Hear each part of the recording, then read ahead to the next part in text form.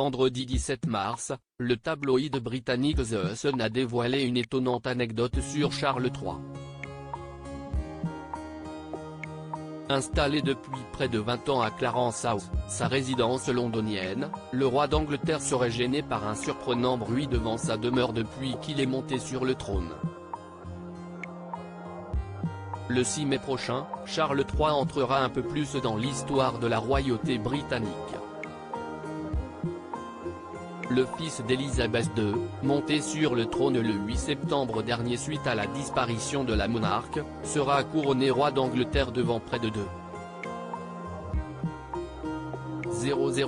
convives rassemblés en l'abbaye de Westminster, tandis que des centaines de milliers de curieux sont attendus dans les rues de Londres, faisant exploser les prix des hôtels. Un moment hautement symbolique pour un royaume qui n'a plus connu de couronnement depuis 70 ans. Mais l'époux de Camilla Parker Bowles n'a pas attendu d'être couronné pour exercer son pouvoir et son influence.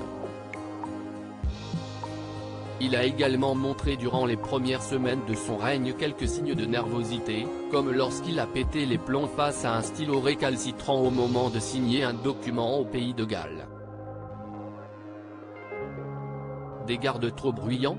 Car les Britanniques le savent bien depuis 74 ans qu'ils l'observent, Charles III est un personnage clairement moins effacé que sa mère, doué d'une personnalité bien plus affirmée. Ses collaborateurs ont souvent fait le récit de ses colères soudaines et violentes. Mais il peut aussi se montrer assez capricieux, comme le prouve une nouvelle fois cette étonnante anecdote racontée par le tabloïd britannique The Sun hier. Depuis plus de 20 ans, la résidence officielle de Charles III et Camilla lors de leur séjour londonien n'est autre que Clarence House, dont il a hérité après la mort de la reine-mère. Mais depuis qu'il est monté sur le trône, le roi passe beaucoup plus de temps qu'auparavant à Londres et serait particulièrement gêné par le bruit de la relève de la garde devant sa maison. Pourriez-vous je vous prie transmettre à vos troupes que lorsque les sentinelles s'installent à St James Palace dès le début de matinée, qu'elles le fassent à un volume moins conséquent.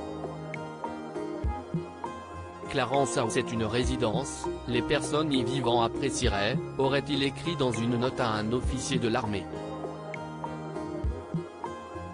Un changement de garde qui empêcherait le roi de se concentrer sur ses tâches matinales.